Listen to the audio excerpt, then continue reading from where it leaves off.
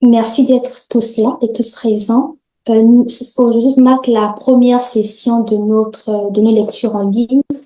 Ah, il y a quelqu'un dans la salle d'attente, ok. Et le texte choisi, c'est Discours sur le colonialisme d'Aimé Césaire, qui est un texte critique sur le colonialisme, sur la pensée occidentale de l'époque.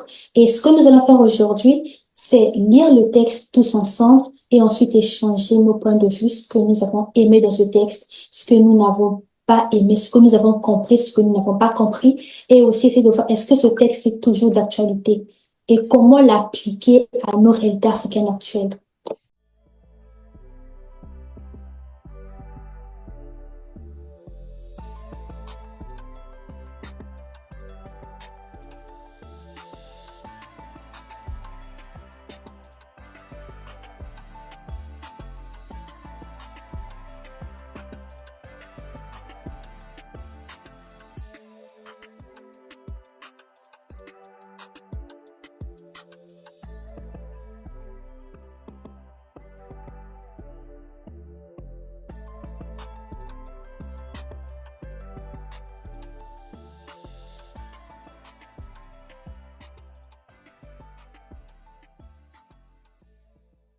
Et Yéo, je crois que c'est à ton tour. Oui, c'est bien moi. Mm.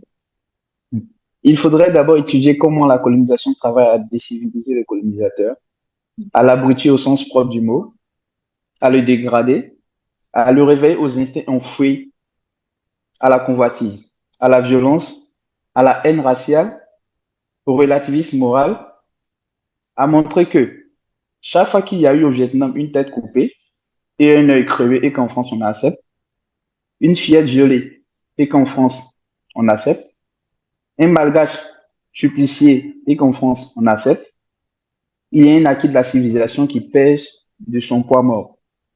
Une régression universelle qui s'opère, une gangrène qui s'installe, un foyer d'infection qui s'étend, qu'au bout de tous ces traités violés, de tous ces mensonges propagés, de toutes ces expéditions punitives tolérées, de tous ces prisonniers ficelés et interrogés, de tous ces patriotes torturés, au bout de cet orgueil racial encouragé, de cette jactance étalée, il y a le poison intillé dans les veines de l'Europe et le progrès lent, mais sûr, de l'ensauvagement du continent. Et alors, un bon jour, la bourgeoisie s'est réveillée par un formidable, pardon, la bourgeoisie est réveillée par un formidable choc. En retour, les Gestapo s'affairent, les prisonniers s'emplissent, les tortionnaires inventent, raffinent, discutent autour de chevaliers. On s'étonne, on s'indigne. On dit, on dit comme c'est curieux, mais bah, c'est le nazisme, ça passera.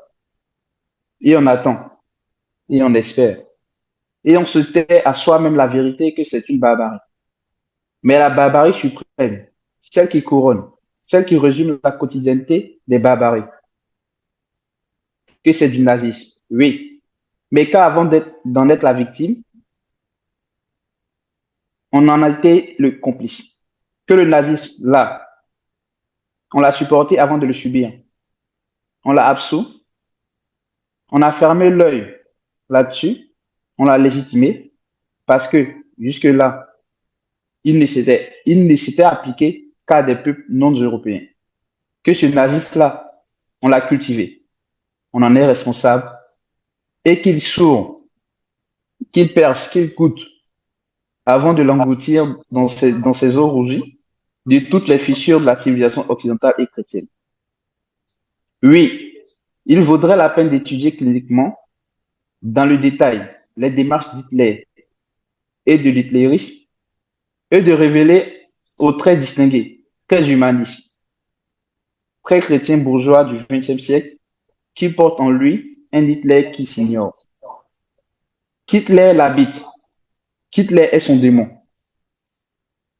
Que s'il le vitupère, c'est par manque de logique. Et qu'au fond, ce qu'il ne pardonne pas à Hitler, ce n'est pas le crime en soi. Le crime contre l'humanité, comme l'homme, ce n'est pas l'humiliation de l'homme en soi, c'est le crime contre l'homme blanc. C'est l'humiliation de l'homme blanc et d'avoir appliqué à l'Europe des procédés colonialistes dont ne relevaient jusqu'ici que les Arabes d'Algérie, les colis de l'Inde et le nègre d'Afrique. Et c'est là le grand reproche que j'adresse aux pseudo-humanistes, d'avoir trop longtemps rapétissé les droits de l'homme, d'en avoir eu, d'en avoir encore une conception étroite et parcellaire, partielle et partielle, et tout compte fait sordidement raciste. Merci pour ta lecture. Et à chaud, quelles sont vos impressions après la lecture de toutes vos parties? Vous pouvez lever la main pour distribuer la parole, pour prendre la parole, et ensuite on va discuter, on va échanger un peu après. J'ai levé la main juste pour réagir sur deux petites questions que notre frère Salif a posées au passage. Parce que là, comme il le dit, il y a pas mal de choses qui sont d'actualité, mais qui évoluent. On peut évoluer, mais en restant sur place, moi, je trouve, surtout dans ces accords qu'il a énoncés. La langue française est très complexe. On voit comment est-ce que ça fout le bordel quand même dans nos États. Mais sa complexité aussi fait sa beauté. Mais ça dépend de l'action qu'il a maniée, surtout, moi, je crois. Donc, les accords changent, les tests changent, mais les fonds restent les mêmes. Voilà. Moi, j'aimerais j'aimerais attirer l'attention là-dessus. Donc, il a posé la question de savoir bah, pourquoi on parle toujours de colonisation. Mais moi, je dirais que la colonisation, elle est partout, elle s'est jamais arrêtée. Elle s'est jamais arrêtée. Avant la colonisation, on parlait de présence, on ne parlait pas de colonisateurs, on parlait de missionnaires. Après, bah, on a parlé d'échanges, on a parlé de commerce.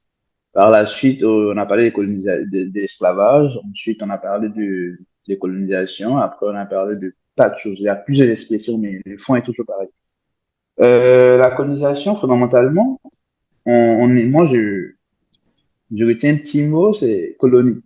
Colonie, fanatique de la biologie que je suis. L'homme est biologique, l'homme est la structure la plus biologique, la plus fascinante, moi, je trouve. Donc, je peux quand même faire un rapprochement par rapport à ça. Je trouve que quoi, il y a deux points. Le premier point, euh, on peut former une colonie et être, disons, le colonisateur. On peut être la colonie et le colonisateur à la fois. Quand on prend le sens du mot, même on peut être la colonie, mais en même temps le colonisateur à la fois. On a les colonies des personnes qui sont arrivées sur les continents, qui ont imposé les lois, qui sont devenues par la suite colonisateurs. On a vu, il y a l'exemple qui me parle le plus dans ce sens-là, c'est le cas de l'Afrique du Sud, avec l'apartheid. On a vu comment, en fait, les personnes étrangères du continent se sont installées, sont venues en colonie, qui se sont constituées, qui ont formé des quartiers, et par la suite ont pris l'ascendant sur les autres. Vous comprenez? Donc, on peut être la colonie et en même temps être le colonisateur. Donc, si on regarde bien, bah, ça déroule en Afrique, on commence à avoir des tendances au Congo et au Rwanda qui se tirent sur certains points, parce que il y a cette volonté de prendre l'ascendant, en fait, sur l'autre qui est juste à côté. Donc, on peut même être sur place, on n'a pas besoin d'être un étranger, on n'a pas besoin d'être d'une autre couleur de peau, de venir d'ailleurs, pour être le colonisateur. Donc, on peut être chez soi, on peut construire une colonie et être le colonisateur. C'est ce premier point que moi je voulais évoquer. Je voulais dire aussi qu'on parle toujours de colonisation parce que juste en face, il y a certains qui parlent de civilisation. Je pense qu'on sait toujours pas on s'est toujours pas attendu sur la définition de certains termes, mais en fonction de là où on se trouve, là où on se positionne, on peut quand même avoir des définitions plus ou moins différentes. Donc, si en Afrique on parle toujours de colonisation, c'est parce qu'en face, il y a d'autres peuples qui nous parlent de civilisation qu'ils ont apporté. Donc, c'est dommage, mais je pense que chacun de nous doit quand même réfléchir à ces deux mots-là pour essayer de voir, en fait, et de lire surtout pour savoir qu'est-ce qui est la vérité. Pour illustrer mon premier propos, j'aimerais recommander, et je pense que beaucoup l'ont lu, et c'est La tragédie du roi Christophe. Donc, c'est pas mal. Moi, ça me fait rire, ça me parle beaucoup parce que je retrouve ça dans beaucoup de nos États. Et en même temps, Un nègre à Paris de Bernard Daté. Moi, ça me plaît parce que ça permet de, comme il a dit dans mon passage, de mettre en place, en fait, une certaine relation, un certain relativisme, en fait. C'est incroyable quand tu te rends en Île-de-France, quand tu te rends dans certaines campagnes dans une campagne en France, c'est carrément différent de voir comment est-ce que le rapport, en fait, à l'homme est compliqué. Vous comprenez? Donc, je pense qu'il y a tous ces petites relations, ces petits constats-là. Tu peux expliquer quand même ces grands mots qui sont la colonisation, qui sont la civilisation. Et bon, qu'est-ce qu'un peu sans civilisation? Donc, je laisse la question en suspens. Je reviendrai plus tard pour parler de ma lecture parce qu'il y a pas mal de points dessus. Mais déjà, je voulais apporter ce complément à ce que ça lui fait. Tout ce qui a été dit, je remarque deux choses. La première, c'est que je retrouve en fait pas mal de choses qu'on a tendance à voir sur les réseaux et puis dans certaines interventions de certains panafricains. C'est que on confond beaucoup notre histoire. Notre histoire est beaucoup confondue à la colonisation. Tu prends un Africain sur 2000, je sais pas, quelle que soit la statistique, tu prends un bon nombre d'Africains sur un autre, tu vas remarquer que beaucoup, en fait, voulant te parler de l'Afrique, de l'histoire de l'Afrique, vont s'arrêter à la colonisation. Ça va au-delà. Le problème le plus profond, notre histoire ne se résume pas qu'à ce simple mot-là. Dans ma première intervention, j'ai voulu attirer votre attention sur un petit point. C'est que le mot en soi, il est complexe. Parce que comme je l'ai dit, on peut être colonisateur et être africain. On peut être colonisateur et d'un autre peuple, d'une autre culture, on peut essayer de s'imposer d'une manière ou d'une autre. C'est vraiment cette volonté, en fait, de prendre le dessus sur un autre peuple, qui est juste en face, qui fait que, à un moment donné, on est colon ou on est colonisé. Chez nous, on peut utiliser d'autres mots, on peut parler de tribalisme, on peut utiliser d'autres mots pour qualifier cela. Mais comme je l'ai dit, le fond du problème reste le même. L'idéologie reste la même. Aujourd'hui, la plupart des guerres ou des guerres, surtout post-électorales, en fait, que l'Afrique a connues, ça part d'où? Ça part de deux choses. Soit la religion, on parle de camps religieux ou des camps ethnico-religieux en général. Donc, c'est toujours cette volonté, en fait, de gouverner, de prendre le dessus sur l'autre. Moi, je pense que c'est le fond du problème. En parler ne me dérange pas en soi, comme vous l'avez expliqué tout à l'heure. Mais vraiment, je voulais qu'on se pose une seule question. Est-ce que nous ne sommes pas tous des colonisateurs à notre échelle? Moi, cette question, j'aimerais que chacun essaie de réfléchir là-dessus. Et puis, pour parler de colonisation, c'est méchant, on peut dénoncer les crimes, tout. Mais moi, je me pose la question, est-ce que c'était pas légitime? Même si c'était pas légal, est-ce que ce n'était pas légitime? Vu le contexte dans lequel tout ça, ça a émergé. Moi, je me pose des questions. Et puis, je pense que peut-être certains d'entre vous vont apporter des réponses certainement. Mais si c'était pas légal, est-ce que c'était pas légitime pour un peuple de vouloir s'affirmer, de vouloir prendre dessus? On le fait tous, je crois. C'est, c'est, c'est, c'est, c'est le principe, même ça fait partie de l'instinct de l'homme, de vouloir s'étendre, de vouloir, voilà, de prendre dessus Non, sur mais l'autre. Moi, je pense que honnêtement, moi, je sens que comment? vous me désespérez, vous me désespérez, vous, la Non, nouvelle, vous me désespérez. Est-ce que, non. En fait, ce sont des questions, moi je trouve que ce sont des questions qu'il faut se poser en fait, qui vont peut-être d'accord, aboutir à des conclusions différentes, mais ok, ce sont des questions. Tu vois, je dis pas ok, que c'est bien, je dis ne que pas c'est pas très bien. légal. Je suis d'accord que c'est pas légal, mais est-ce que c'est pas légitime? Ok, je vois, en fait, Tu vois. Moi, c'est la première question que je me pose. hmm, Pour revenir à mon test, en fait, la partie que j'ai lue, si je vais résumer mon test, en fait, en deux phrases, c'est action-réaction, et puis la loi de l'équilibre, en fait. En fait, il y a toujours un équilibre qui s'établit quelque part. Peu importe la façon que nous posons, l'équilibre s'est compensé ailleurs. Moi, cette loi de la nature, moi, j'y crois vraiment. Moi, je trouve que en Afrique, je pense que ça fait partie même d'une certaine définition de la réussite chez nous. Je ne sais pas si vous avez remarqué, mais dans ma culture, par exemple, le concept du karma est beaucoup présent. On sait que si tu fais du mal à autrui, que ce soit toi ou ton descendant, vous allez en payer les prix, vous allez en payer le prix. Ça, c'est clair. Tu vois, d'une manière indirecte, je pense que ça peut expliquer pas mal de choses dans ce test-là. Moi, personnellement, c'est comme ça, c'est en ces deux phrases-là que je peux résumer mon test. Mais surtout, il y a pas mal de choses qui ont attiré mon attention. Mais bon, est-ce Euh, qu'on... Oui, prenons, oui, je vais essayer d'accélérer un peu, hein. ok, Donc, d'accord. je vais prendre deux exemples. Deux exemples qui, quand je lisais le test, ils me sont venus en tête. C'est le cas des entreprises françaises en Afrique. On se plaint de pas mal d'entreprises françaises qui pillent, qui font ceci, qui font cela en Afrique. Mais en même temps, est-ce que ce ne sont pas les mêmes grands groupes dont se plaignent les Français? Pourtant, le pillage de l'Afrique bénéficie pas mal aux Français, notamment sur les impôts qui sont déclarés qu'en France, mais pas dans les États africains. Ça bénéficie d'une certaine façon à l'expansion un peu, à la renommée de la France, mais les Français en souffrent aussi.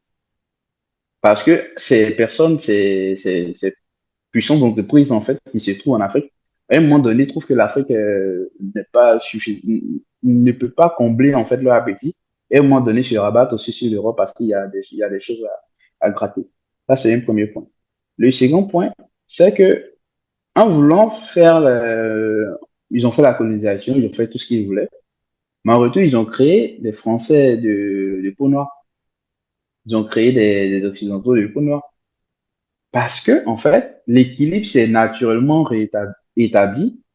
Et aujourd'hui, beaucoup se plaignent, d'où l'expansion avec le racisme qui touche de partout. Il y a plein d'exemples que je pense qu'on peut donner comme ça, ainsi de suite. Donc aujourd'hui, on ne peut pas faire une élection sans parler d'immigration. Pourtant, la base de l'immigration, c'est-à-dire c'est de là que part, ça part de l'esclavage, ça part de la colonisation, ça part de tout ça. Parce que dans une certaine mesure, l'équilibre s'est naturellement rétabli.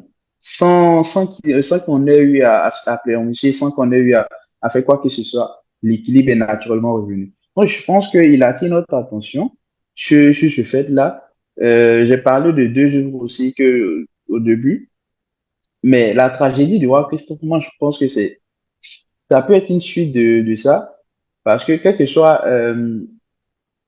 en tant que colonisateur, en tant que dirigeant, en tant que responsable politique, en tant que responsable religieux, nos enseignements que nous donnons finissent par nous revenir à la face. Moi, je pense que il y a beaucoup de choses à dire, il y a beaucoup de choses à commenter, il y a plein d'exemples. Je pourrais prendre la guerre du Vietnam, comment ça s'est revenu sur la France, comme un bon grand, comment c'est revenu sur les États-Unis. Je peux parler de l'effet des bases militaires en Afrique. Il y a pas mal de choses comme ça on peut parler. Et, mais je pense que je vais m'arrêter là. J'ai tellement de choses à dire que je vais Oui, passer dans oui, on a ouais. beaucoup à dire sur ce thème-là parce que peu importe là où on se trouve, je pense que nous sommes Ouais. assez conscients de ce qui se passe, des réalités, et aussi le fait que nous soyons des jeunes qui s'intéressent un peu plus à la culture, à l'histoire et aussi aux conditions de l'Afrique. Forcément, nous avons beaucoup de choses à dire, mais bon, le temps on n'a pas beaucoup de temps devant nous. On donne la parole à Alexis, je crois.